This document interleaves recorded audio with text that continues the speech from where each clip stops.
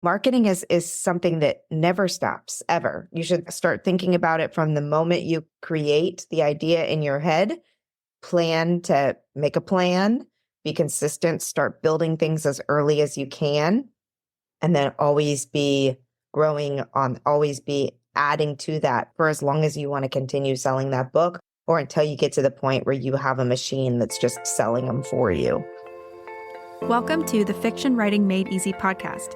My name is Savannah Gilbo, and I'm here to help you write a story that works. I want to prove to you that writing a novel doesn't have to be overwhelming. So each week, I'll bring you a brand new episode with simple, actionable, and step-by-step strategies that you can implement in your writing right away. So whether you're brand new to writing or more of a seasoned author looking to improve your craft, this podcast is for you. So pick up a pen and let's get started. In today's episode, I'm sharing a conversation I had with Alexa Bigwarfe about marketing. Alexa Bigwarfe is a USA Today bestselling author, publisher, and founder and CEO of Write, Publish, Sell, a company dedicated to helping authors professionally self-publish and market their books. She is also the founder and host of the Women in Publishing Summit, a conference and community dedicated to empowering and educating authors and professionals in the publishing industry. And today she's here to chat with me about marketing. Specifically, we talk about things like how to overcome the fear of marketing if this is something that doesn't come naturally to you, where to start with your marketing efforts, including how soon you should start thinking about it, and planning what to do in your marketing, and so much more. Alexa is a published author herself. She's written multiple nonfiction and fiction books, and she's going to share a behind-the-scenes look at her own marketing efforts, plus what she's learned over the years helping writers market their books. So this is a jam-packed episode, and I won't make you wait any longer. Let's dive right into my conversation with Alexa Bigwarfe. Hi, Alexa. Thank you so much for coming on Fiction Writing Made Easy. I'm so excited to have you here. Hello. Thank you so much for having me here. I'm so excited to be able to talk about fiction as finally a fiction author now. Yes, I love it. And we're going to get into what Alexa means by that shortly. But before we get there, I gave you an intro before the episode started, but in your own words, just quickly tell us who you are, what you do, and things like that. So I guess when you boil it down to who I am today, it's really as a coach, a connector, a trainer, someone who is very passionate. In fact, one of my clients said, you're kind of like the advocate or the person who's there making sure that authors are equipped with knowledge and training and community.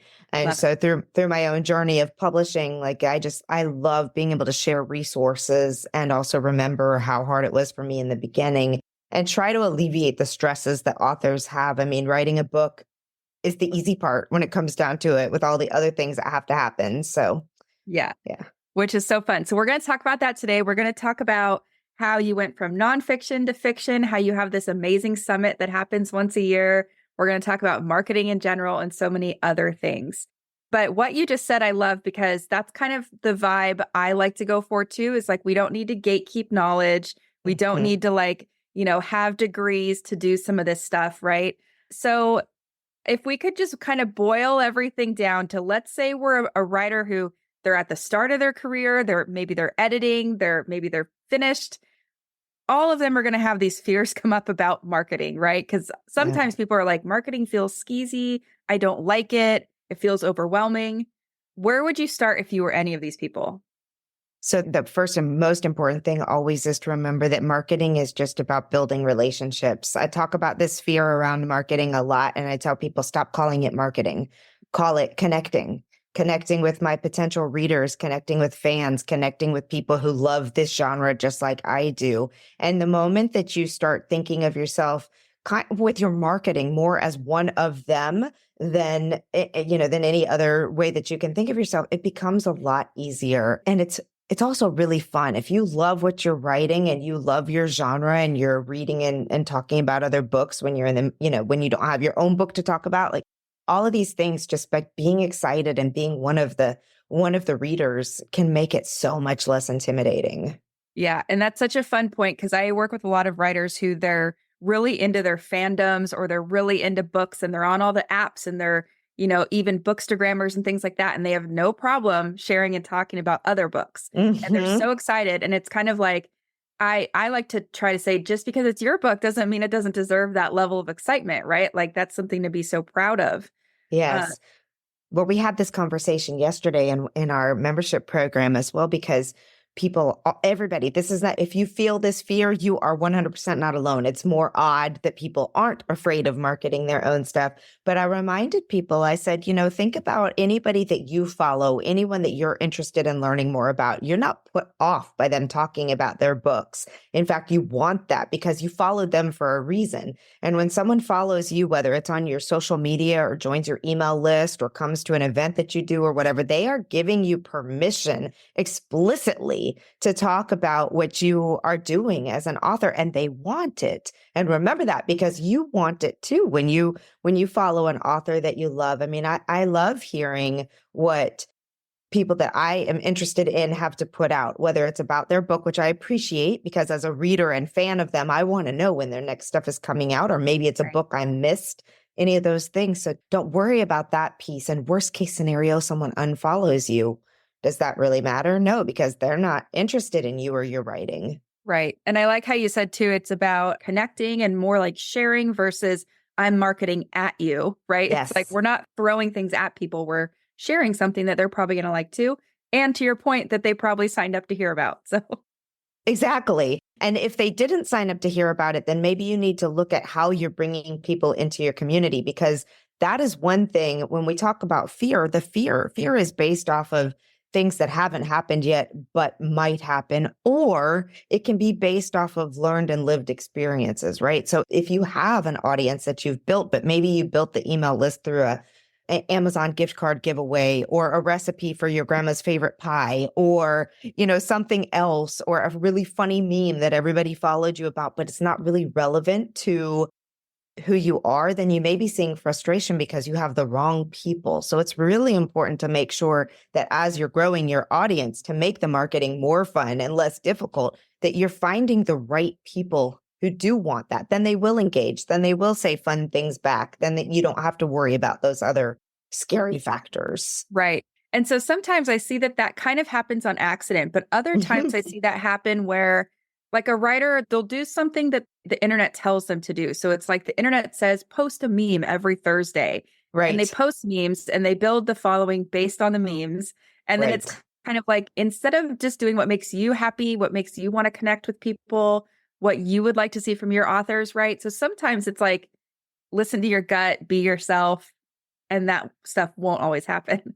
And funny memes are great. I just saw a webinar the other day about how much comedy converts and laughter Yeah. converts. And I know that's true. That's generally what gets my attention, are things that make me laugh.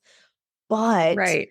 if you're going to use comedy, make sure that it's relevant. Like there are a ton of hilarious memes out there about writers and books. And so if you're using things like that, then you're getting that right audience because they think Right. it's funny and it's about something they love.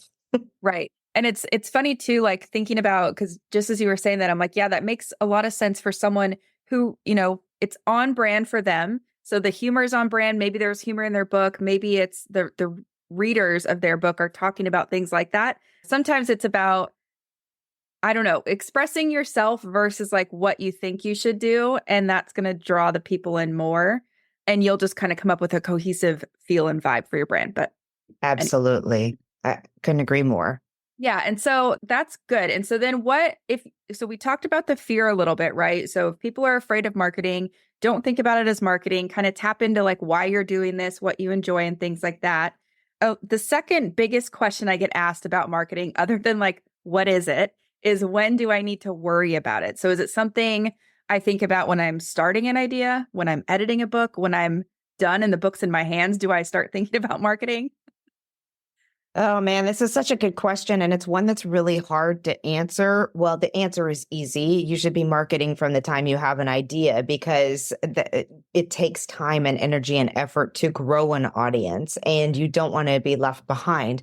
But the reason it's a complicated answer is because when people hear that, there's something that happens in your brain, I believe, just because I feel this on my end as well, that you all of a sudden are so worried about other details. And oh, now I have to learn about how to do an Instagram account. Now I have to learn about how to set up an email sequence. And I have to do that you wind up spending all your time learning all of those things and trying to implement them. And then you're not writing your book. And the truth is, we all know you can't sell a book that's not been written. Yeah. So, well, you can, and people do it all the time, but that's a little bit risky because people actually want to get what they paid for. So I think that what is the most important is that you're thinking about it from a big picture standpoint, but not letting the marketing rule your life. Like maybe you have one day of the week that you set aside for working on your business or in your business. And if you're not thinking of yourself as a business owner, as an author, that's mistake number one. You need to be thinking about things from a business. A new restaurant wouldn't just open up and expect to, have a grand opening day if they never put in any time, energy, and effort of telling the community, hey, there's a new restaurant. We've got this, we've got coupons, we got all those things. You have to think in the same way about this with your book. So I would say do a couple of basic things in the beginning. We all know we have to have social media these days. That's just the way it is. And we all know we need to have an email list but then it starts to get overwhelming and I don't want anyone to get overwhelmed. So at a minimum, think about your home when you find readers, where you're sending them to and what action steps you want them to take. And that could be as simple as a landing page for now so that you can start collecting email addresses because your email list will be critical to you. And it's setting up your social media profiles, even if you're not active on them. Claim the ones that we know are going to be the biggest for you right now, which generally speaking for fiction authors is definitely Instagram and could incorporate Book Talk or TikTok and YouTube and probably not LinkedIn so much, but some of those big video, Facebook, if you're in my generation and older, and even even millennials are still like millennials and up spend a lot of time there. So if that's your crew, just establish those things so that you're not worried about them later. And then as you're getting out there and talking about your book, people have a place to find you and to become part of your community. So if that's as much as you do, just think, okay, I'm going to set up these accounts. I'm going to make them available so I have a place to send people when I'm talking about my book. And I might post something once a month, but at least there's something on my feed if somebody comes to follow. And then you build that in later as you go. And if you're doing this thing, I know this is a long-winded answer right here, but if you're doing what we're talking about, which is building relationships and building readers, then you will naturally be posting things on your social media because you'll be, hey, I know y'all all love thrillers. Did you see this new thriller book? Or everybody's talking about this book. Have you read it yet? Those engage with exactly the right people, assuming you write thrillers. Don't do that if you write rom-com. But, so you can start just very naturally having conversations with people about your genre, about the type of the book, and posting fun things along the way. Yeah. And I think don't discount behind the scenes too, because how many of us like seeing behind the scenes of someone else's process, even if it's messy or like, they don't have all the answers yet, it's still fun because if you have writers in your audience, it's going to make them feel like they're not alone, right. And things like that. I always say people are more interesting than you guys give yourself credit for. Have you been dreaming of writing a novel, but you don't know where to start? Or maybe you've tried writing, but you keep getting stuck halfway through a draft? If so, I have a free training you're going to love. It's called 3 Things You Need to Write Your Novel in 2025, and in this free 60-minute training, I'll share the exact same process my clients and students have used to go from idea to completed manuscript in just months, not years. You'll also learn why most writers never finish their drafts, and spoiler alert, it's not a lack of talent or good ideas, as well as how to overcome feelings of perfectionism, self-doubt, and overwhelm that stops many new writers in their tracks. You can register for this free training at savannahgilbo.com/masterclass. So one more time, that's savannahgilbo.com/masterclass to register for the free training. I hope to see you there. It's so true. I mean, because often, like, if you have say you write historical fiction, you're probably traveling, you're probably doing things. My book is set in Paris. So I am really keyed in on people who are interested in Paris as readers. So I'm not focused necessarily 100% on the rom-com audience, although that is a big audience that I want to make sure that I'm in there. But I know that people who love Paris will also love my books. So thinking about things of that nature also helps. Yeah, which is so fun. And it's kind of like you said in the very beginning, it's just sharing, right? So it's not like in these initial stages, you need to worry about marketing to or marketing at people. It's just sharing and saying, if you want to find me, if you want to connect, here's where I am. An email list is huge. If I had to pick one, it's email list, but then it's like, how are you getting the people on your email list? Yes. That's where social and stuff comes in. But so speaking of your book, because you have written 14 nonfiction books. Yes. And now you're kind of in this world of fiction. What was that like?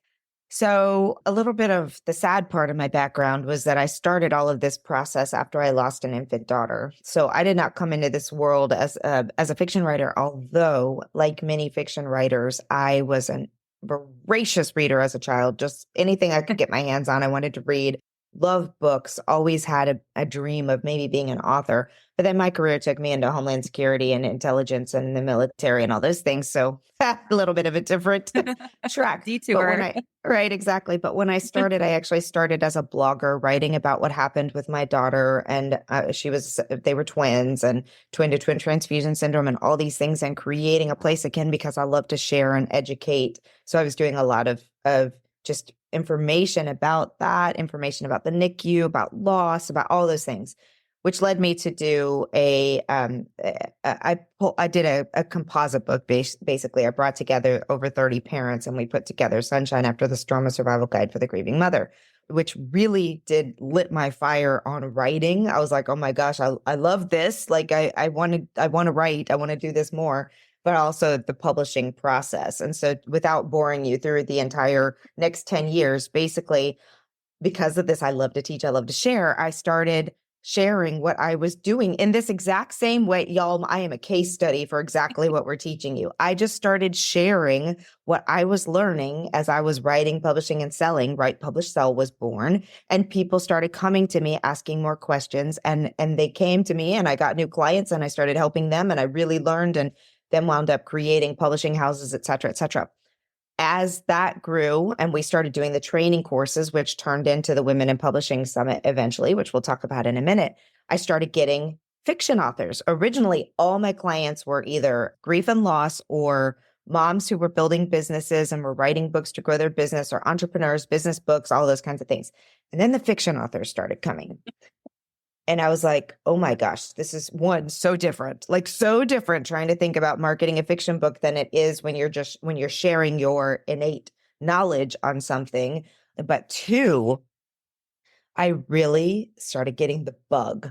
I was like, I'm helping these people finish their books, publish their books, have these wonderful launch parties, do all this fun marketing. And I'm like, I want to do that. Yeah. So I knew I'd been writing all throughout this time. Like I've been working on a historical fiction book for years. And eventually during COVID, I went back to a story that was a really fun time in my life. So it really happened. I was living and working in Paris in 1999.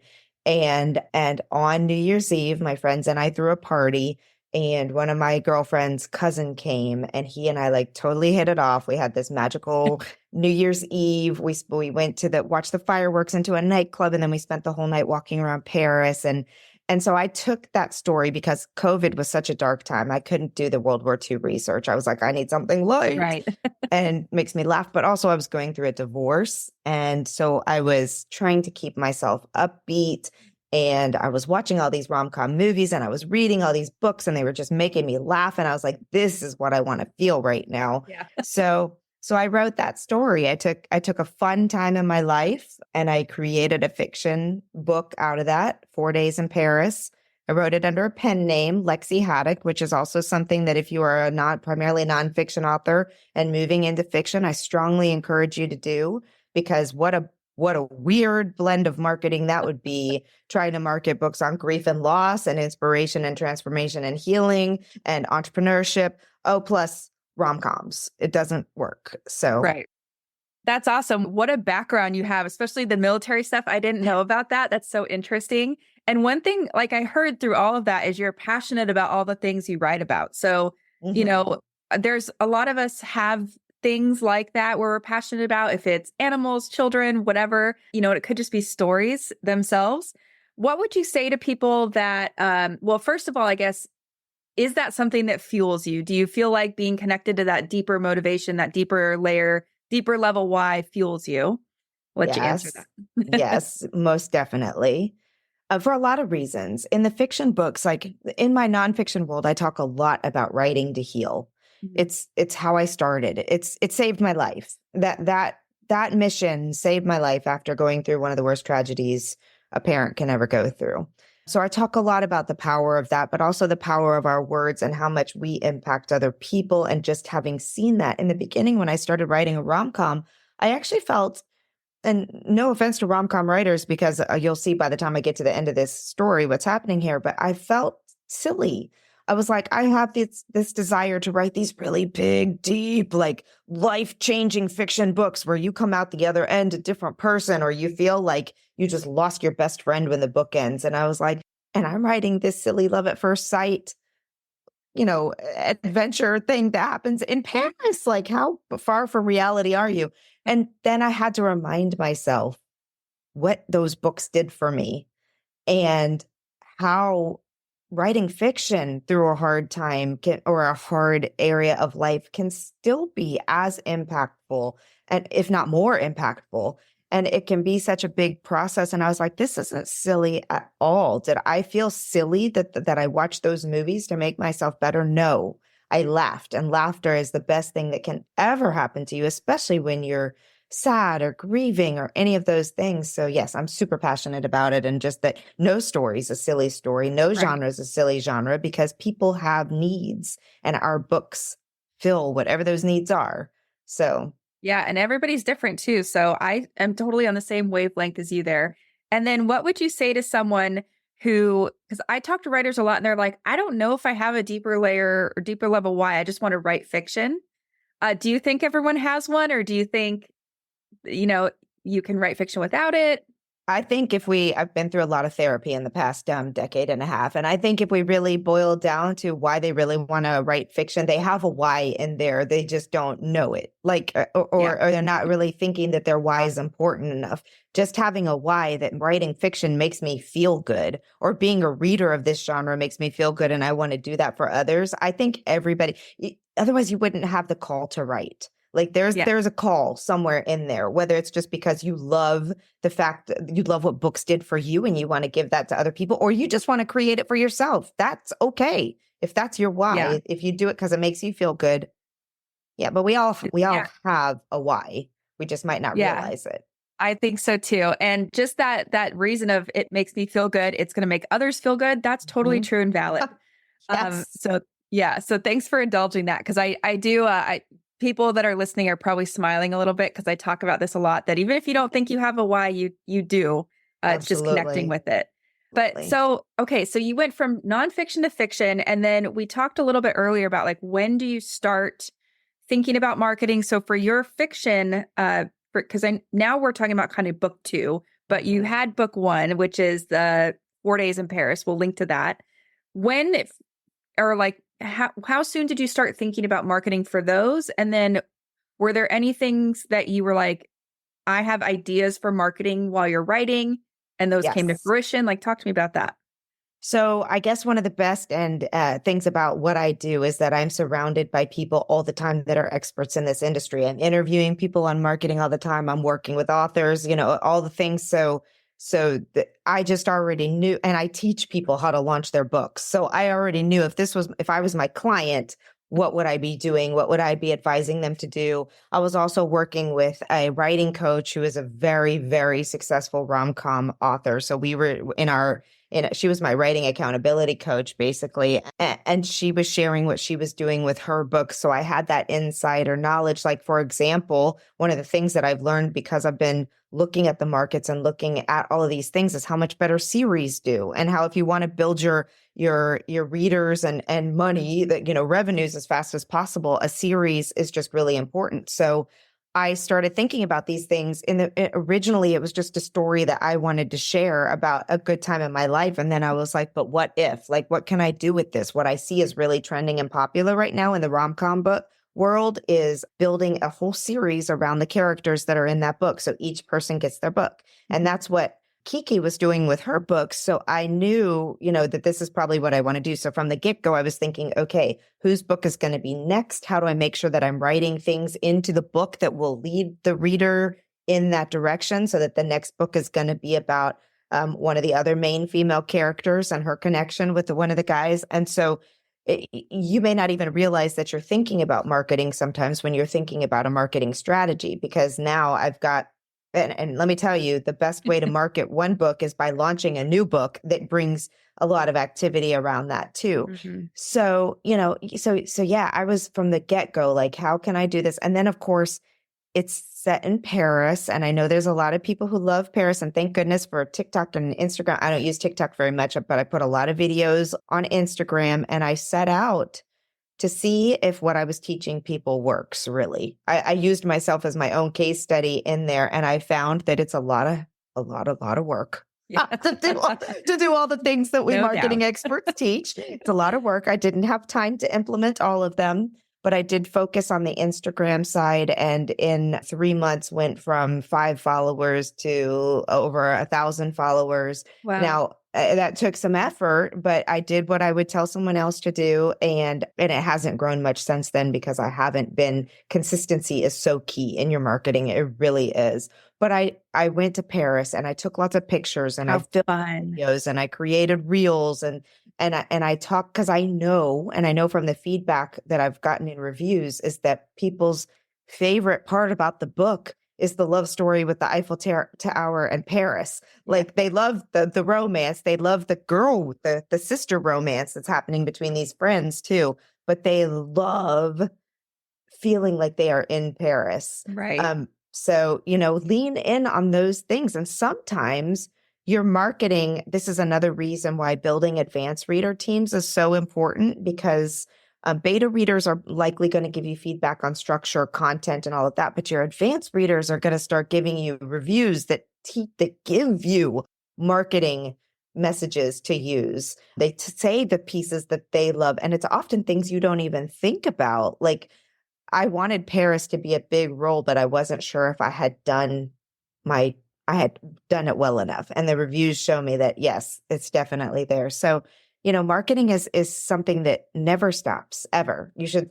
start thinking about it from the moment you create the idea in your head, plan to make a plan, be consistent, start building things as early as you can, and then always be always be adding to that for as long as you want to continue selling that book, or until you get to the point where you have a machine that's just selling them for you. Yeah, which is the dream, right? I always tell people, just keep like a document of just marketing stuff. If you're not at the stage where you are ready to focus on it, keep a document with ideas, screenshots, like whatever. And then on the days where you don't feel like writing or editing, you can go play around in that document or make an Instagram plan or whatever you want to do. But it's not something that like your writing has to come to a halt. You have to focus on one thing in a silo and then go back to the other thing. It's all organic. Yeah. Following other authors in your genre is critical. You really need to see what other successful authors are doing so that you can literally just mimic what other people are doing, because it works. But the other piece of that is that I want to say that in that 3-month window, I did not devote my life to Instagram when I was growing that account. I devoted realistically, probably about 30 minutes, 2 to 3 times a week. So it wasn't like my life, but I was very strategic. If in case anybody wants to know exactly what I did, I was not following authors. I follow authors. Like I just said, I follow the major authors who are in my genre and relevant to me, but I was engaging on their pages with their readers and following their readers. And then their readers followed me back. And guess what? They liked those books. So they followed me. And then when I announced I was looking for ARC readers, I also participated in some Instagram tours with Love Book Tours, which I love Kelly Lacey and everything that she's doing. And that helped build a lot of momentum. And I did not participate in author follow loops. I participated in reader follow loops. I engaged as a reader. I also shared books that I loved in my feed. And of course, I leaned in hard on all things Paris. So it was very little marketing about my book. I mean, I would mention my book in it. I'd be like, this is the path that Julian and Callie took on their night or whatever. I would mention things, but I wasn't doing a lot of book marketing. I was doing a lot of reader engagement, if you will. With like kind of that indirect marketing. And I like what you said, that it was like 30 minutes twice a week. So it had to be intentional, and you're not wasting a bunch of time on there, because that's how we eat up hours in our day, right? So I love that. You're giving so many good tips and advice, and we'll link to your Instagram and all that so people can see kind of how you did all that. But the other thing I'm hearing you talk about a lot is community and kind of sharing Yeah. within the community. I know earlier you mentioned that accountability factor from other people too. Do you want to talk about that a little bit? I do, because you know what? It's nobody ever gets anywhere without other people in this day and age. Like we just talked about the fact how important social media is. Well, that in itself, that you need other people. And you'll have the opportunity when you are newer at this game to form relationships if you're in the communities with the right people and growing with them. And I find that for the most part, in the publishing world, people are very generous in the indie publishing world, and indie authors, indie publishers. Like it's a very generous community in terms of sharing resources and knowledge and helping each other out. So I like to talk about leveraging other people's audiences. And in the beginning, when you don't have an email list or you don't have a following, if you're making relationships with other authors who are in the same genre, they may be very willing to do a cross promotion or share different things, but they have to know you. If you just cold call somebody and be like, hey, you look like you're a successful rom-com author, will you share about my stuff? The answer is going to be no. But if you come at it, if you build a relationship and you are saying, I know I don't have much to offer you now, I will share about your book. As my community grows, I will continue to share about your book. When I have an email list, I'll email, whatever you want, we can do. And growing, I don't want to say using because that is negative, but growing with other authors and community is really important. And also just having the place and space and group of people who know and understand the struggles that you're going through, who can provide feedback when you're feeling low, who can hold you accountable, who can say, you can do this, we're doing it. That, all of those things that you can ask questions of these folks, that you can share resources with, or someone may say, here's a tool I use that really helped me, or this helped me schedule posts so I don't have to worry about it anymore.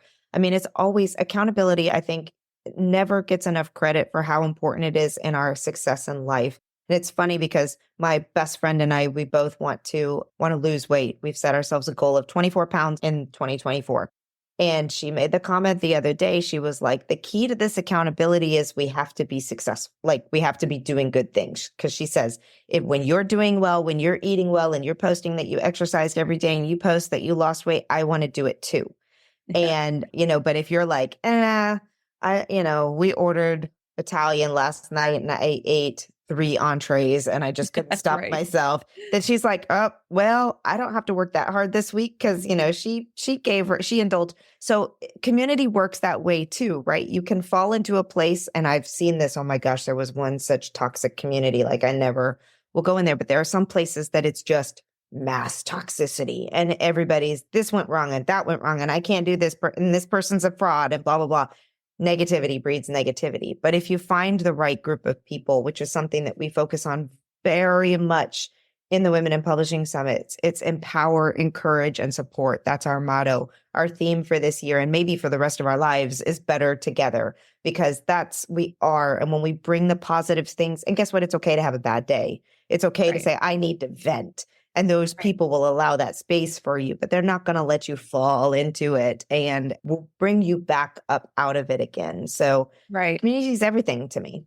Yeah. And I'm so glad you just said that, because I'm working with a writer right now and she has a community that's kind of like that. And we've talked about it, how her mood has just kind of gone from like positive to, I don't think I can do this anymore, in the span of months. So it's amazing how much your community can affect you. And, not that everything, like you said, has to be sunshine and rainbows. But it's more like, what kind of vibe and energy do you want to associate yourself with? Do you want one that's constructive or destructive? And I think this particular person in her group, there are people that are having success with like traditional publishing. She's not sure what route she wants to go yet, but she's just hearing things that are making it not fun, making it not exciting, and things like that. There's a lot of judgment.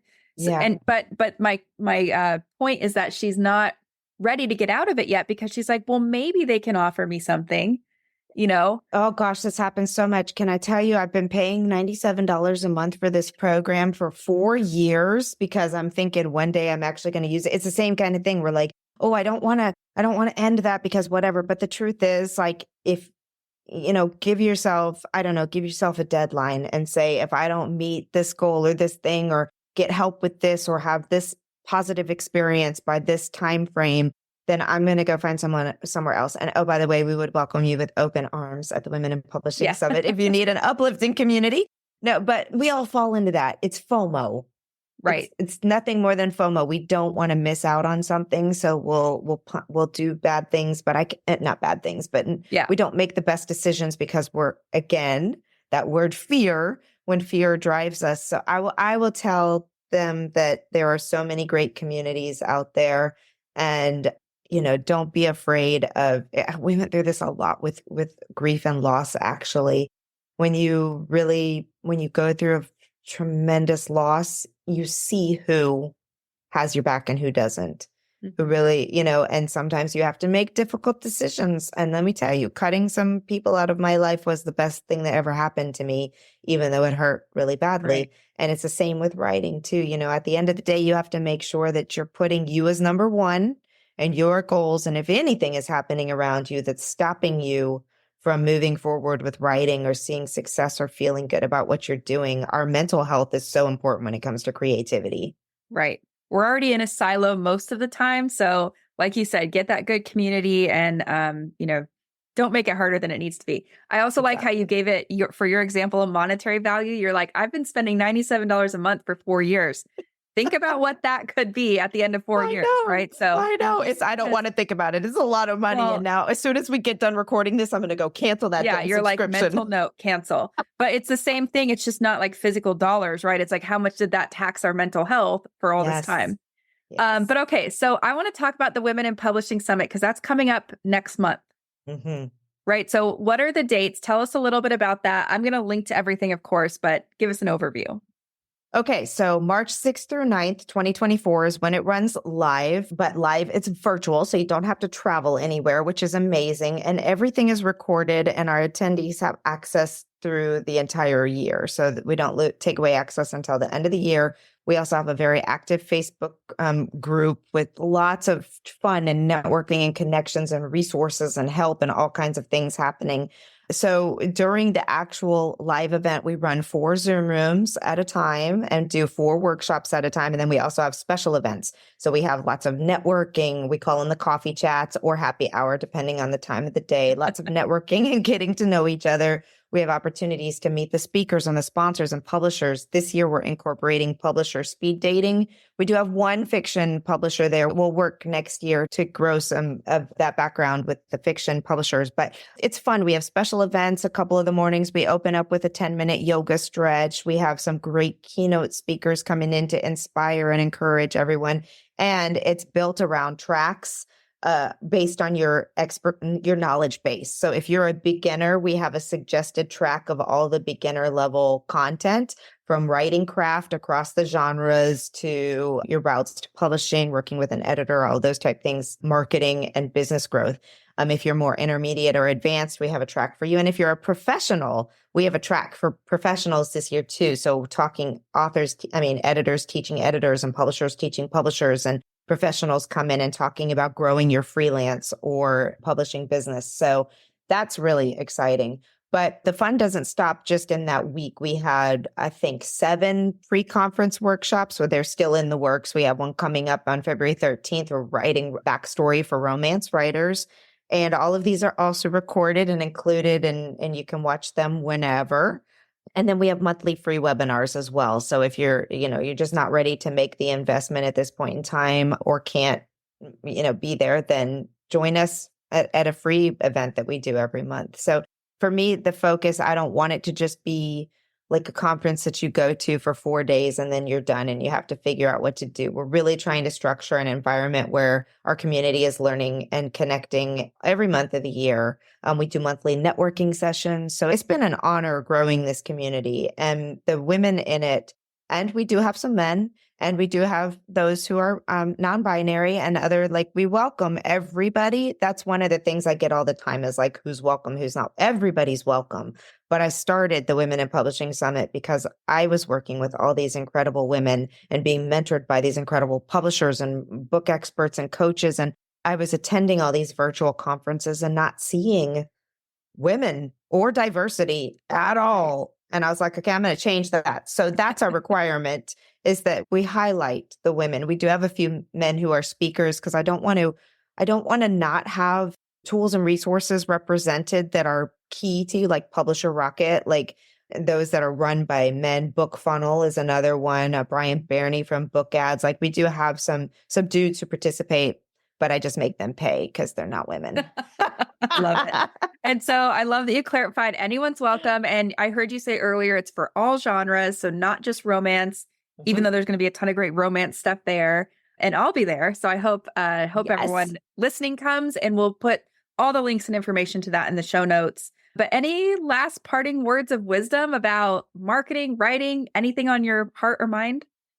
The biggest thing is, don't give up. Like, I'm just going to tell you right now, I never thought I would get that first fiction book done, because the transition from writing nonfiction to fiction was very challenging for me. And the first draft was, oh my God, bad. It wasn't just like the shitty first draft. Sorry, hope this can say that. It wasn't just the crappy first draft. It was the, you probably shouldn't be writing books first draft. And we got it. We did it through using my community, through using a great developmental editor, through going through the process and doing all the things and continuing to work and be consistent. Always, always, always work on being a better writer and work on your craft. And the other stuff, I promise, will follow. As long as you're doing the things, like if you have a great book, marketing comes a lot easier than if you have a book that maybe wasn't, I'm not going to say a bad book, but maybe wasn't ready yet. Right. So don't push yourself into publishing too soon. Do it right. Follow the steps. There is a process that works for a lot of people. So but just don't give up. And I love that you said you got a lot of outside feedback, because I think that's important. That's something people skip when they are rushing. They think, it's good enough, I'm going to put it out there. And that's fine if that's your goal. But if you want something that's quality and lasting, it's super important to get outside feedback. And it's a whole lot better to get outside feedback from people that you've asked to give you feedback from, than it is to get some nasty reviews on your book page. Which is probably going to happen no matter what. We're all going to get a bad review, right? But I mean, you're not a real author until you've gotten a 1 star. Yes. But you're going to get them, and it's okay. Yeah. Well, Alexa, thank you so much. I think this is going to be a listener favorite episode. I can already tell. So many actionable things, so much good advice and things like that. So like I said, we're going to link to everything, but let us know, where's the one place we can go to find you? I would say head on over to womeninpublishingsummit.com, but actually use Savannah's link. We want to make sure you're going in through the right thing so that you can get the coupon code she's going to share with you. Why don't you go to Instagram and follow me, Women in Publishing Summit, on Instagram? That'd be great. There you go. So we'll link to all that. And again, I super appreciate you coming, and hopefully we'll have you back again someday. I would love to. Anytime. This is my favorite. All right. Thanks. So that's it for today's episode. As always, thank you so much for tuning in and for showing your support. If you want to check out any of the links I mentioned in this episode, you can find them in the show notes listed in the description of each episode, inside your podcast player, or at savannahgilbo.com/podcast.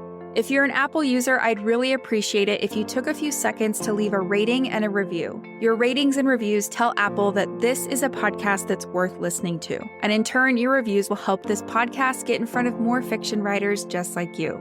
And while you're there, go ahead and hit that follow button, because there's going to be another brand new episode next week full of actionable tips, tools, and strategies to help you become a better writer. So I'll see you next week, and until then, happy writing.